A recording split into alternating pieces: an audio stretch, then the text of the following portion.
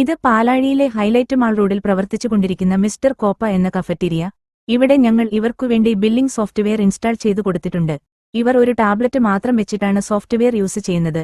Bill ആവശ്യപ്പെടുന്നവർക്ക് ഇവർ സോഫ്റ്റ്വെയറിലൂടെ mail വഴി digital copy send ചെയ്തു കൊടുക്കും. സോഫ്റ്റ്വെയർ വെച്ചതിനു ശേഷം രാത്രിയിൽ ഇരുന്നിട്ടുള്ള കണക്കുകൂട്ടലും പിന്നെ ഡെലിവറി സർവീസ് ഒന്നും കൂടെ എളുപ്പമായിട്ടുണ്ട് എന്നാണ് ഞങ്ങളുടെ അന്വേഷണത്തിൽ നിന്ന് മനസ്സിലായത്.